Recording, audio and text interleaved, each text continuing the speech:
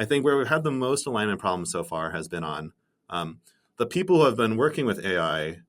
It's not a cult, but it has some of the similarities of sort of like the more you work with it, the more you see the possibilities of it. I feel like everyone's arc goes through, like you see some demo and you're like, oh my God, they're coming. They're going to take our jobs.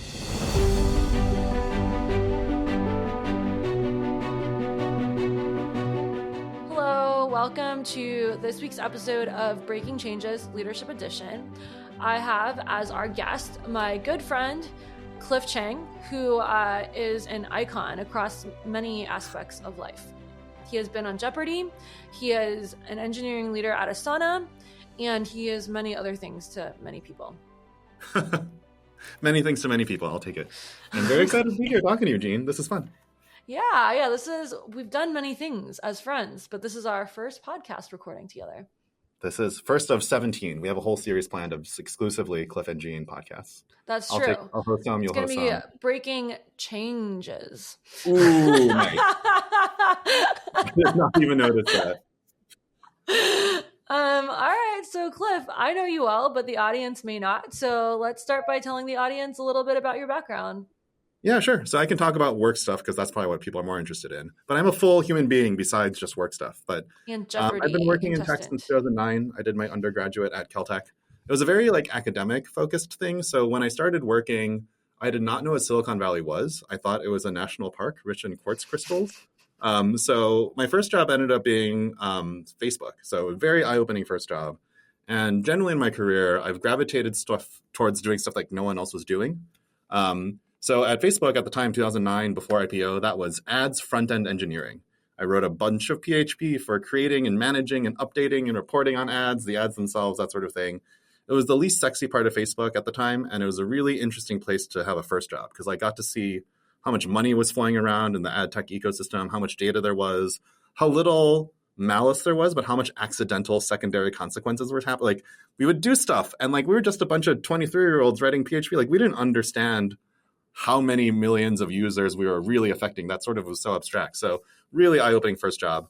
I got a little disillusioned after a few years there, although the team I worked with was incredible, including I met Tito Carriero, another guest on this podcast season. Facebook is how I met Cliff. I interned at Facebook one summer and Cliff was working there. Yeah, so an incredible team. But I no longer felt great about the graphs going up after a few years working there. I'm just I'm not sure that this is good. So in 2012, I looked around and I ended up joining Asana. So I've been at this company since it was 25 people. I've seen a lot of different versions of this company. It's only the second place I've ever worked. So I've got a lot of history and context about Asana. Generally, at this company, I've worn a lot of different hats. I've primarily been in product engineering, became a manager a couple years in. But I've also been a product manager. I've also been a data science leader. And right now, for the past 6 months or so, I've been leading our AI organization. So very exciting. Yeah, that's sort of the long and the short of it. And then I have a lot of stuff outside of work. I do a lot of trivia, Jeopardy stuff, but that is me in a nutshell. It's true. And Cliff also runs our fantasy MBA league. That is true, although I've done a pretty poor job as commissioner this season. But, it's still going. It's still work. It's work. Appreciate the glue work. Yeah. So, Cliff, I've known you since before you got into management. I feel like you've really embraced that role. How did you decide to get into engineering leadership? Yeah, I think it was pure. I wasn't a careerist, how can I maximize my trajectory sort of thing. It was really just what skills do I think I have that I'm using at work, and what skills do I wish I was using more of at work? And I just found that a lot of the stuff that I really appreciated about communicating engineering topics to non-technical people, about understanding where people were, developing mutual empathy, not just between myself and other people, but among groups. I was doing more of that when I was doing manager-like stuff. So one of the nice things I did was I ran the intern program before I became a manager. So I was still setting the bar and what are we calibrating for? And which interviews do we give offers to? What about converting an intern at the end? I found that I really liked thinking about this sort of meta engineering stuff. So I decided I would give it a shot. I also think Charity Majors, another person on this podcast series, she wrote a great piece on the career pendulum, and it felt like it didn't have to be a hard commitment of, okay, now you're on the manager track forever. But it's okay, this is something that you can try and see if you like it. And I found that I think I was better at it than being an IC engineer. So I ended up just doing more and more of it. I also think Asana did a good job of not glamorizing management. I mentioned earlier about like I'd like to do stuff that other people weren't doing. For a while, like we couldn't find anyone to be managers. Like I was managing, I think 15 people because like no one else was willing to be a manager, and we didn't want to push people into it. It's not the only way to be a leader, yada yada. So there was a sort of like also a need of doing, and then after a while, like, I was like, I think I'm better at this than being an IC engineer. So I just kind of stuck with it because I thought it was more useful that way. Cool. Yeah, no, that tracks with what I saw on the outside. So how would you describe your current job? Very Yeah, that's a glamorous good sounding question. job. My current job has sort of multiple buckets to it. So primarily, I'm the engineering leader for the part of engineering that and data science that builds, like integrates AI experiences. So not just LLM, not just Gen AI, but also machine learning experiences into the product. It's a little bit weird to have this because it's kind of like solution or technology first rather than like user problem first. But frankly, this is something that when GPT-3.5 came out and we're like, oh no, like this is a thing now, we knew we needed to build a muscle on it really aggressively because we didn't have much of it. It's like, okay, organize teams around the hardest part of the problem. Right now, the hardest part of the problem is understanding the technology, understanding the solutions is good for, building this expertise. So we stood up a little AI organization. So that's about 30-ish engineers or so, a couple data scientists, a few data engineers as well. I have another part of my job, which is I'm also sort of the representative from the R&D side of things on our internal AI council. There's also a lot of like Asana, like any other enterprise company, is like, AI is coming. We need to do AI stuff. And I am part of the group that's trying to figure out internally, like, okay, so what AI things do we do? What's safe and sane and useful and cost efficient and yada, yada. So that's been really interesting because sort of like I am both building the product, but I'm also sort of sitting in the seat of a lot of our customers. So they're like, we need to buy AI things because like we need to be an AI company. But like, what does that mean? How do we figure that out? I usually get to see both sides of it. And the last part of my job, it's informal, but like having been around at Asana so long, I'm just sort of this informal connector between like, oh, like this part of the organization like doesn't realize that this part of the organization is doing the same thing. And it's interesting because you'd think that Asana is a company and product that is all based on understanding collaboration and not wasting effort across. It's still a really, really hard problem It's a to solve. really Even hard though we're problem. really good Yeah. users, like it still needs connector type people who are just doing that connecting. So I think that's a small but non-trivial part of my job. Yeah, one conversation we have at Postman is, can we be a better API first company that everyone somehow connects via APIs to other teams, but it's a really hard problem, Yeah. as you've said. Okay, cool. So, related next question for you is you were an extremely early product engineer at Asana. I remember we went, I came as Rachel's guest on that retreat in Monterey, I think it was, when it was like less than 100 people. And now Asana is a public company. I've been a user of the Asana product off and on. What was that, growth journey like for you? Yeah, it's interesting. There's like a few different phases that I at the time thought of as like going through adolescence or puberty from a company perspective, which is with all the sort of extra like existential crisis and is this who I am and that sort of stuff. So I think you mentioned public actually I don't think was a huge delta in terms of how I think we were doing a good job of like trying to operate like a public. It's sort of like when people get married these days, a lot of time you're already living together and sort of like, okay, like marriage used to be this like very big deal of like, haha, you are now married. But most couples I know when they get married, they're like, okay, well, like we've been living together anyway. This is more of like a contract and a party. It's not a huge delta. I think going public was like that for us. I think one of the big things was when we switched from talking about mission first, then revenue to talking about revenue first and then mission. And I think that is just sort of a much cleaner way to talk about how well teams are doing and what impact different parts of the company are having and that sort of stuff. And obviously there's danger of comparing just like numbers and stack ranking, but like it's just cleaner. There's more accountability that way. But it done poorly, it can kind of feel like you're losing your soul a little bit of like blah, blah, blah, blah, blah, blah, blah. And I think Asana really consciously tried to, and I think part of this is like reminding people periodically that we're using revenue as a proxy for the success of our mission. We're using it because it's a more useful thing to talk about, but just because it's more of what we're talking about doesn't mean it takes precedence in terms of what's actually important. So you still have to have these reminders of like, we have the mission, revenue and company success is a reflection of how well we're doing on that mission, but it's not the end all be all. That it's being said, it's what you operationalize on, right? Like that sort of thing. So I think that was one big one. Another big change was becoming a more global company.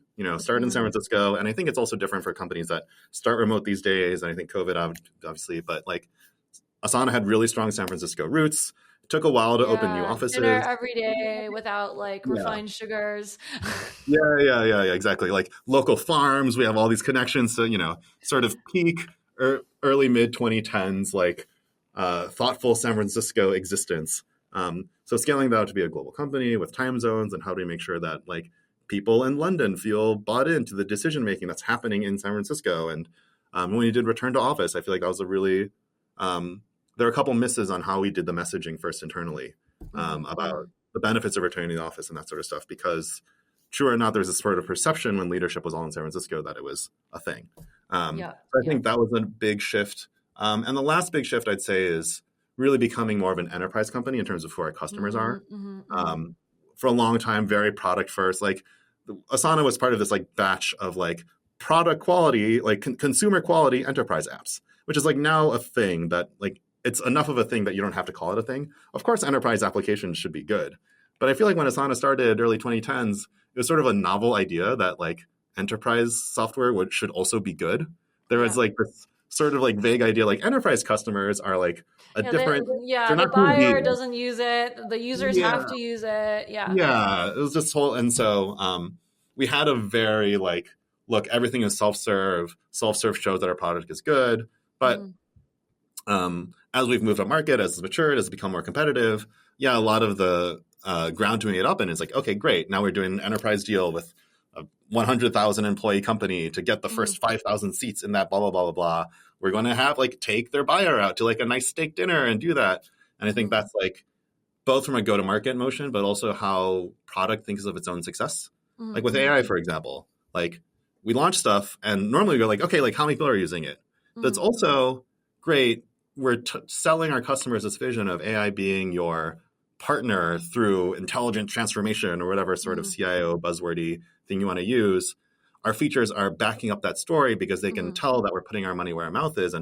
But it's not necessarily about, okay, like, great, we built this thing, the sales cycle has just kicked off. It's going to be a few months until people are signed the deal, and then a few more months as they onboard and we deploy and blah, blah, blah, blah, blah. So this sort of adoption curve is not the same one as it used to be with just like a pure self-serve product. No, that makes a lot of sense. Okay, cool. Yeah, no, I think that's a great recap of a very long career so far and counting at Asana. And one thing that I like to ask our guests is company growth isn't without breaking changes. So I'd love to dig into some stories of growth and breaking growth at Asana. So what was one breaking change that you were involved in organization-wise? Yeah, and this is going to get kind of nerdy about engineering, but for a long time, for probably the first 5 or 6 years that I was at Asana, one of the things that we were really proud of and a hallmark of like our engineering culture was we had matrix management, which is that your manager wasn't necessarily on the same team as you. And it's not something that we deliberately thought out, but we really liked long-running relationships between managers and reports, long-term effects, blah, blah, blah, blah. And we really liked engineers moving around from team to team because like cross-pollination is good. If you want those two things, then there's like a good chance that your manager is not on the same team as you. And this was something that we'd made a huge selling point of hiring people, new grads. You're like, hey, like your manager is not overseeing your execution. They're really focused on your growth. You have this sort of coach thing. It allowed us to scale more because like when the manager is in more of a coaching role, like they can handle more. Like I mentioned, I had like 15 reports and it was okay because I wasn't also managing each of their execution. It created more room for ICs to be leaders of strategy because we'd have tech leads that would really be running the sort of like, okay, what are we building and why? Some of the stuff that would normally be handled by the engineering manager. So it was like all this stuff around growth and how we'd sold people joining. And at some point, it started getting, the downsides started becoming worse than the upsides, right? Like, if there was a problem, like where would accountability lie? Was it on the tech lead or is it on like the manager of the tech lead who like didn't really know what was going on in the team? It became really hard for like people outside of engineering to know who the heck to talk to. Like, hey, like I need to something. Well, like this is kind of a managerish topic, but there's like the whole team. So there's like 3 different managers. You need like, it was really complicated to figure out who to get in the room. And then it also became really hard to bring managers in from the outside. Being a matrix manager like works great when you have context on most of the code base and you know people. And made calibration awesome because like managers were managing people on the same team. So it's like really easy to see the impact of people. We were super tight, super easy on calibration. But like new managers would come in, great leaders were like, I don't really know what my job is. Like there wasn't a thing to hang your hat on as a leader. Yep. So I was like, okay, we need to change this. And so me and my manager, Tim, were sort of the two people like, okay, we're unmatrixing engineering. This means a bunch of people are either going to change teams to be with their manager or they're going to change managers. We're also doing a bunch of change management around like, hey, this is the company we sold you on. This is the culture we sold you on. And we're changing it. Like tough nuts. Here's why not tough nuts. Here's why we're doing it. Here's the changes. Here's why we're preserving the best parts of the old stuff. But and I think like a lot of good tech companies, Asana is a place where people are expected to engage in debate about big changes that affect everybody. So that was a big one. And I think that was something that we approached it with a lot of fear. I think in the happening of it, there was a lot of like angst. And then like 2 weeks afterwards, everyone was like, okay, this is actually fine.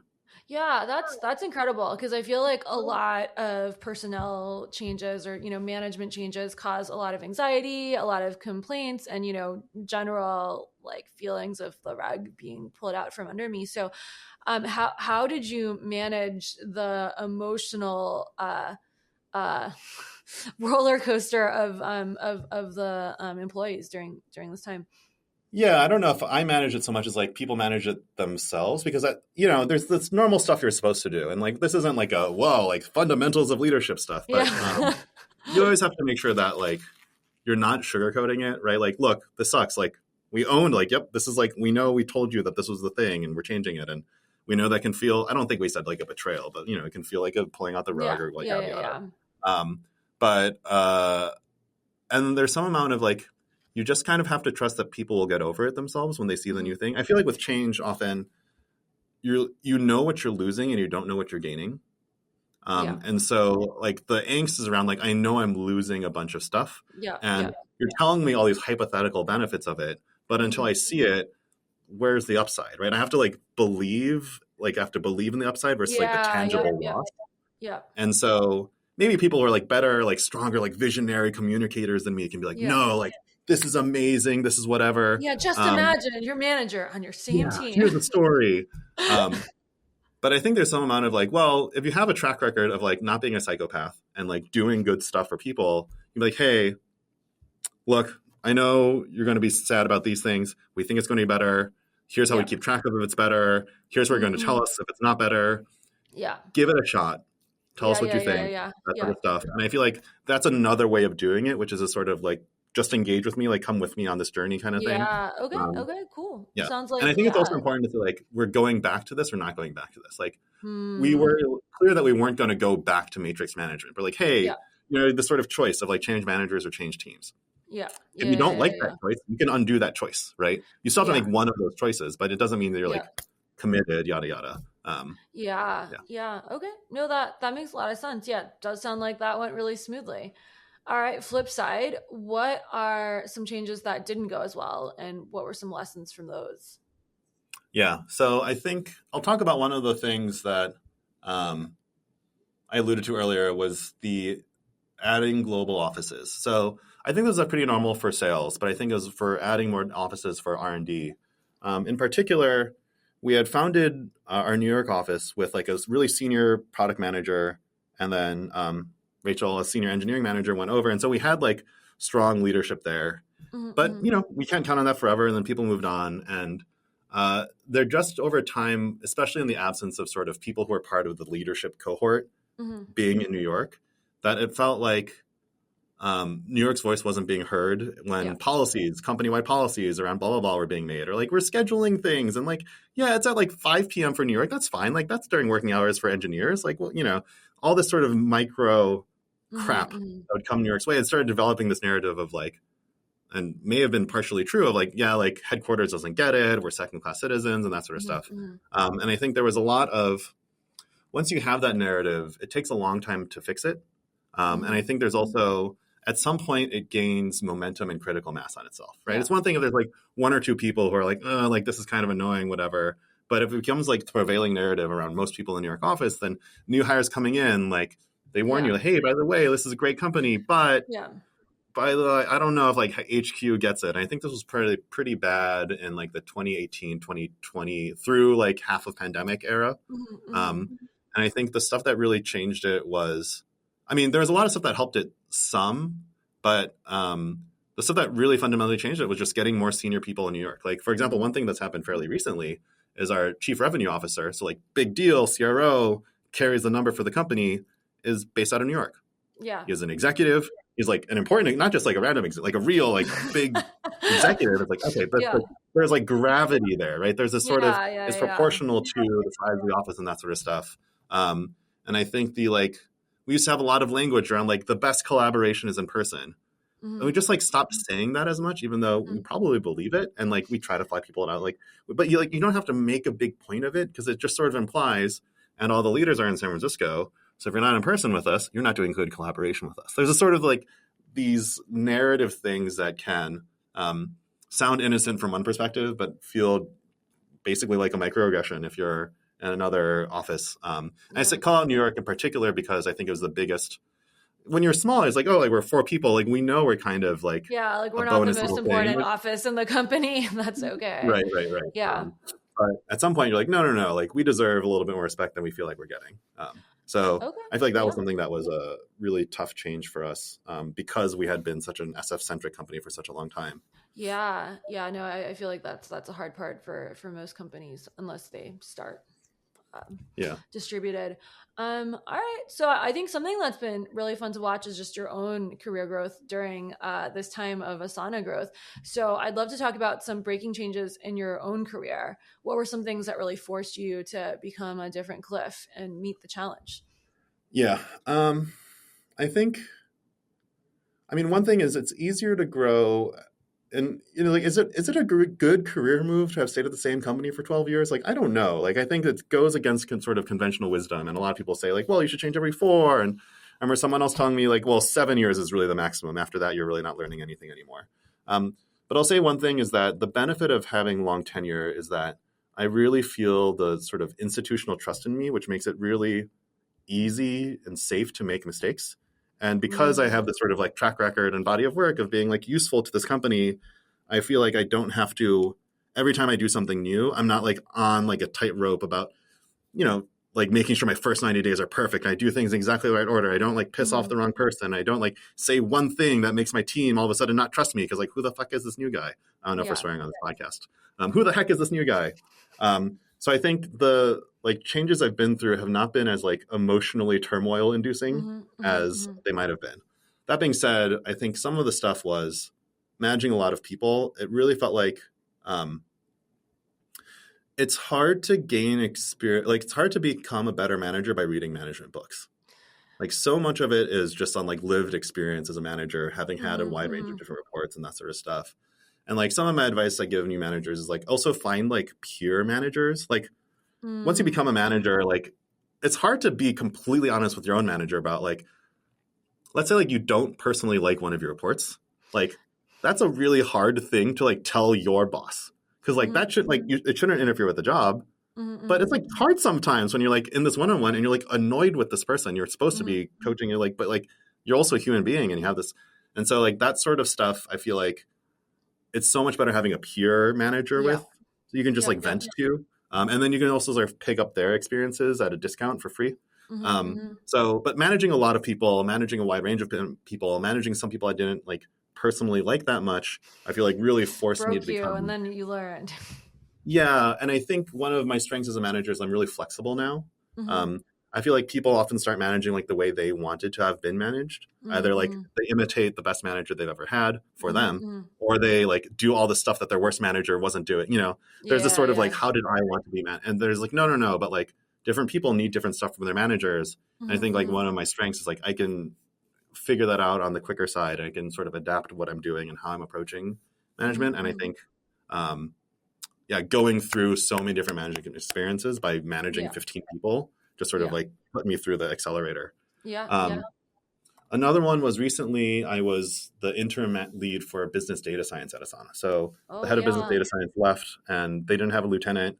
And they're like, Cliff, can you do this? I was like, I don't think so. I'm not a data scientist. I've never worked in the business org. Like, I don't actually think I can do this. Like I can try, but like, it's not a good idea. And, leadership was like, yeah, cool. And 3 days later, they're like, so we don't have any better ideas. I was like, great. And I think this is what I was talking about with the institutional trust, which is like, Mm-hmm. if I was to be hired to do this job externally, I'd be shitting my pants. I'm like, I can't do this. Like, I don't know what people are saying, like random forest. I'm like, I don't even know what that really means. Like, there's a lot of Yeah. but I think being in a position where people knew that I didn't have domain knowledge, but they knew what I could bring in terms of team building and collaboration and sort of helping with stakeholders. It's sort of like very clear, like how I could add value. But there was also a lot of grace for me to learn a lot of the other stuff around like day-to-day operations of like what it means to run a business forecast and that sort of stuff. So it didn't feel like a breaking change, but it felt like a period of intense learning and growth. And that weirdly ended up being really useful with this AI stuff, because this was before the AI reorg, but I learned a lot about machine learning and working with data scientists and what it's like to be a data scientist in an enterprise company. And then great, now we're doing a bunch of AI stuff where we want to marry generative AI with classic machine learning. It's like, hey, I happen to have experience managing data scientists now and data science leaders. So that was weirdly useful in a way that I thought I was just doing the company a solid, but ended up being really good for me personally. Yeah, that's awesome.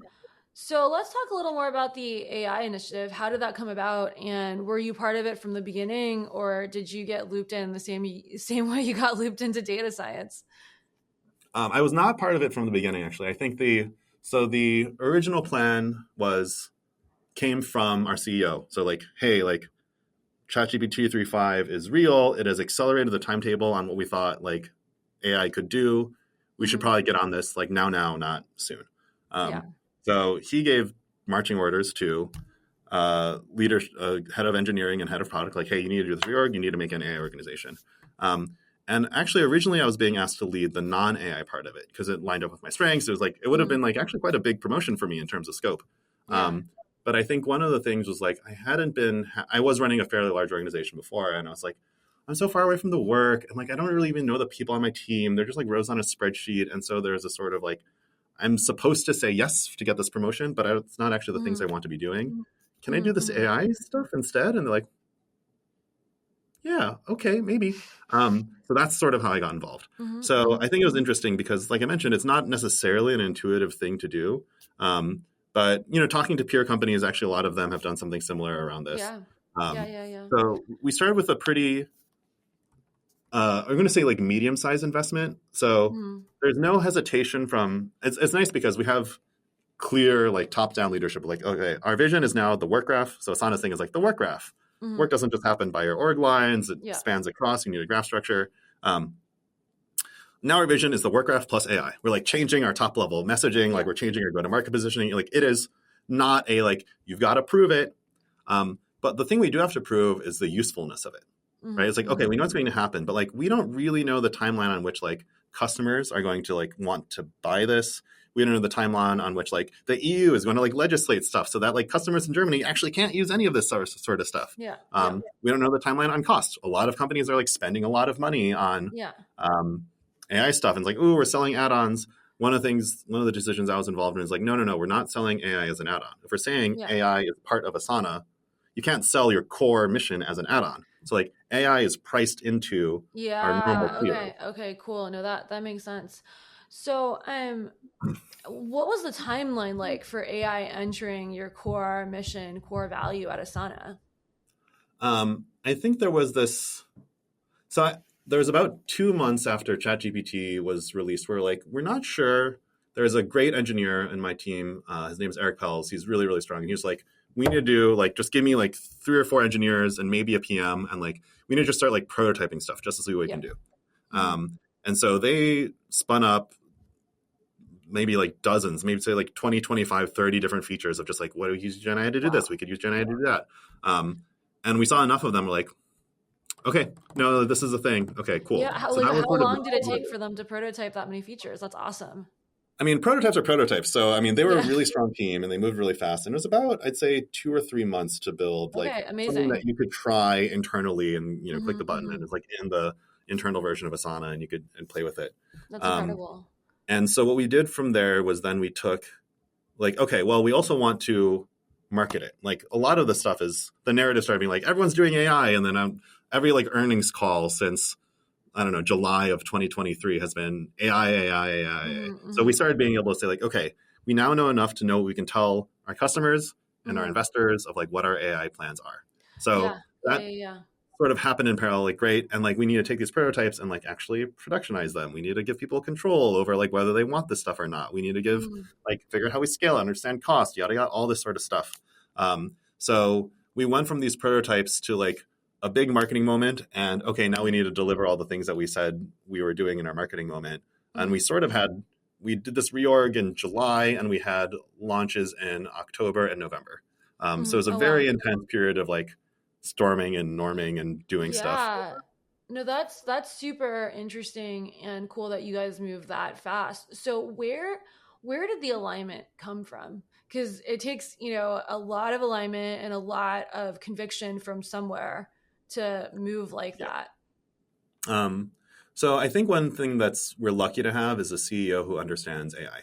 Yeah. So Dustin is, I'm not trying to be too like rah rah Asana, but like Dustin's been an investor in both OpenAI and Anthropic. Mm-hmm. He's there's like nonprofit stuff. He's been really concerned about the alignment problem and Yeah. existential stuff with AI. So like he knows a lot about this stuff. Yeah. And if I was the CEO who didn't understand AI, I'd be kind of worried right now, just like, oh, I need to learn this stuff fast because like it seems Yeah. like it's the Yep. thing Yep. that's going to happen. So we're lucky to have that. So that was a really clear like top down, like, okay, we're going to do this. Yeah. I think in terms of the alignment, the place where it's been hard has been on the and then who came to AI, a lot of it was self-interest, which is like, hey, like who has been working at Asana and like is really excited to have a chance to work on this. It's going to be really Yeah. intense. We've got these like hard deadlines. We Yeah. don't have any of the APIs, but like it's going to be a lot of hard work, and it'll be exciting if you're motivated for it, and it's going to be a drag and you get burned out if you think it's dumb. So Yeah. like Yeah. who wants to sign up for this thing? So that was okay. I think where we've had the most alignment problems so far has been on the people who have been working with AI.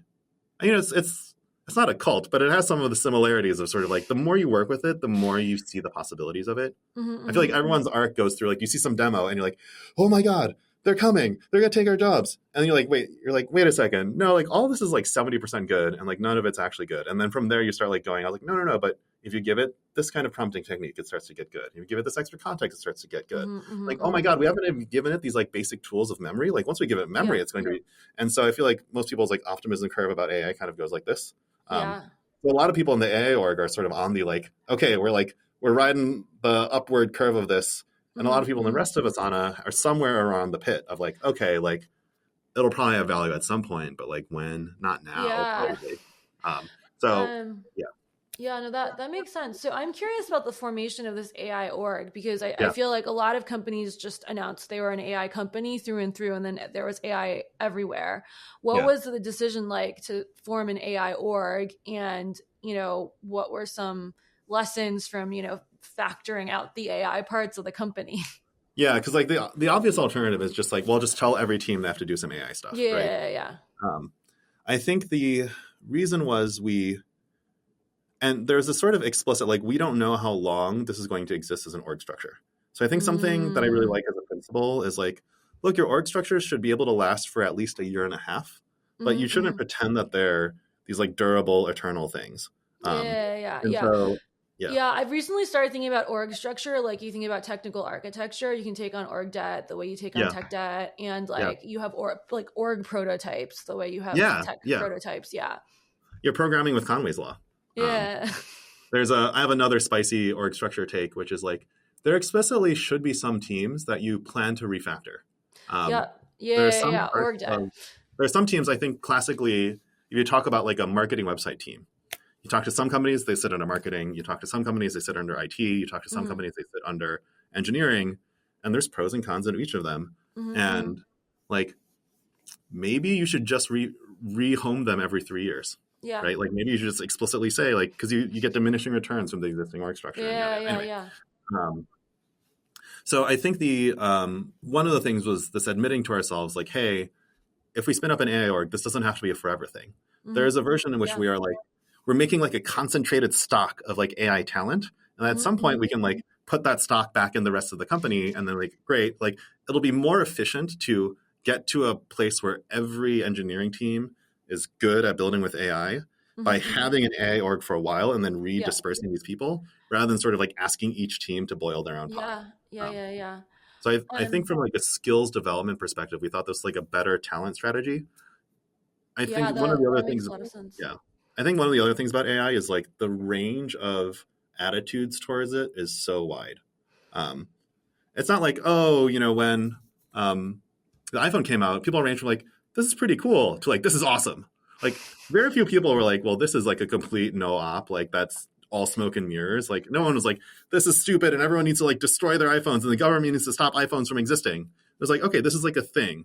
Mobile development is a thing. Yeah, we should probably have a mobile like with AI, you really run the gamut in terms of perspectives. And so sort of asking every single team to try to do AI, you just sort of become really beholden to individual attitudes. And there's just a lot of variance in that. So let's just concentrate the people who want to work on this, the people who are good at diving into new technology, the people who want to work with ambiguity and shifting roadmaps, and like the technology changes a lot. And like some people find that disorienting and some people find it really exciting that like every month there's a new model. And then what we think are like guidance on which models we should use for what changes.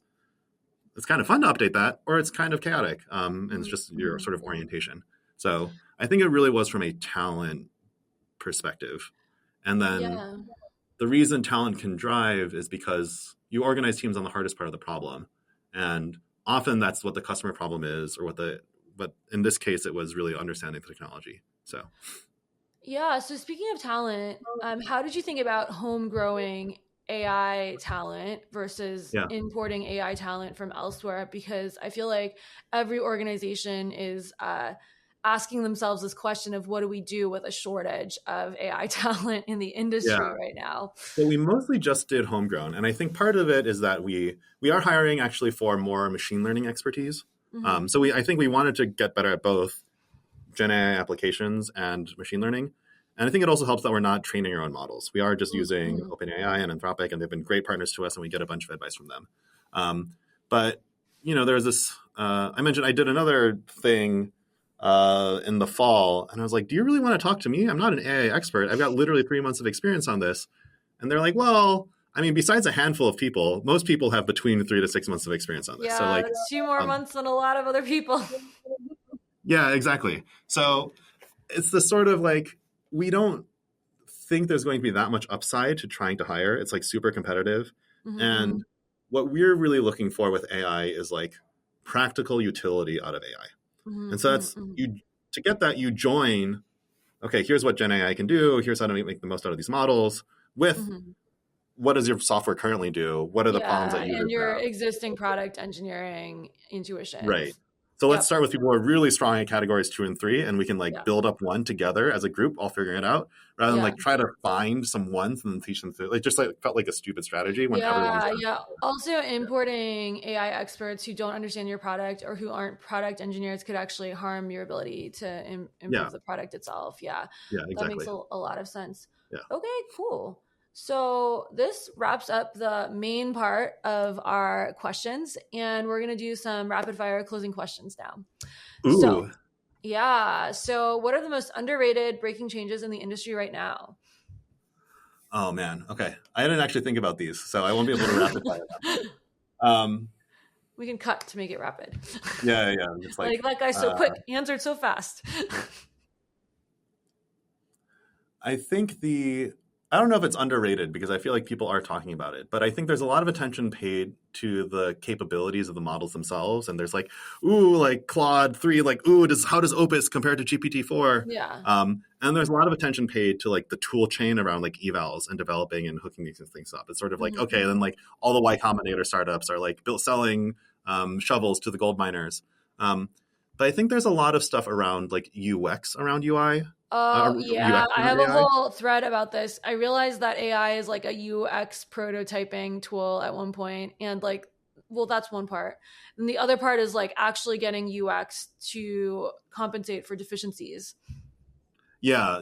I think both as a tool but like also because ChatGPT was such a like explosion, mind blown event for so many people, it really imprinted chat as like the interface for AI on a lot of people. And I think just in the past couple of months is the industry starting to be like, well, actually there's a lot of things that aren't. I know that makes sense. What I mean by the chat is a UX prototyping tool is like, it gives you an interface into data that would have taken a much longer time to have an interface for otherwise. And it's very interesting as an exploration thing. But yeah. So I think like even with like multimodal stuff, people are like, oh, like you can generate images. And it's like, it's not so much like images specifically. It's like images in tandem with text that I think is interesting. Yeah. Like, yeah. Yep. Cool. That makes sense. All right. So I ask all of the guests this. What's your hot take on the breaking changes that AI will introduce? My hot take is that so there's a lot of stuff that I feel like is lukewarm because like I was like, oh, like blah blah blah, like engineers will, no one will need to be an engineer anymore or whatever. I think the thing that will be really interesting to watch is like so much of what companies can do is follows this like chemical reaction thing of like, okay, how much money do you have? And thus how many people can you hire? And thus like what problems are you working on? They're like appropriate to your like life cycle. Yeah. When agentic AI becomes more powerful and commercialized and blah, blah, blah, blah, blah, like you can scale up and down your team extremely quickly. And so like, I don't even know what this would mean, but like, I still struggle to wrap my head around like, what would happen if someone can just hire 1,000 agents to do something? The like there's this sort of like sense of place with companies and like trajectory and this sort of like, there's a landscape and you see people move with their growth curve. It's the same way how elastic compute really changed how you build a technology company. Right. Yeah, totally. Like, I remember reading more fundamental even than that. So I think it'll be I remember reading the Everything Store and I'm like, wow, why did it take them like 3-4 years to build this? Why couldn't they just use that thing they built that we all use now? yeah, exactly. So yeah, just like losing a sense of place for companies relative to each other, I think will be really interesting. Yeah. Okay, cool. Love that. All right. Is there a change, personal or professional, that you're excited about that you're happy to share with our audience? And it's not super recent, but definitely becoming a parent. I've got a 1.5-year-old son, has really changed me. I mean, time and sleep, of course, but it's really crystallized life priorities in a way that is like unambiguously health, then family, then work. And there's something that is really clarifying about work being above, watching basketball games, which is, close number 4. But I don't know, there's something nice about the clarity of priorities in life that gives, where I think a lot of us, and probably people listening to this, are people who are really focused on work and care a lot about work. And there's almost a relief to know that work isn't the most important thing that makes working on work more fun. Yeah, no, that makes sense. I always put health above work because if you're not healthy, how can you work? Exactly. All right, cool. So for anyone who wants to hear more from you, where can they find you? What can they read? What can they watch? Yeah, I don't have a much. You can watch the last episode of Alex Trebek's Jeopardy, but fair warning, I missed Final Jeopardy because I screw up a daily double and I missed a question about Bitcoin. Spoilers. So all the tech people watching it, I think, were really, really frustrated and disappointed in me. I don't do that much social media stuff, but I have been trying to use Threads a bit more. So you can follow me on Threads. My username is my 6th grade AOL Instant Messenger screen name. So that is it's personamb. So that's the word person, and then A as in alpha, M as in Mike, B as in Bravo. So especially if I find more followers, I'll be tweeting more, mix of trivia and AI content, probably. Yeah, threading. That's right. Threading, not tweeting. Very important. All right. Well, thanks so much, Cliff. Yeah, it was so much fun talking to you, Gene.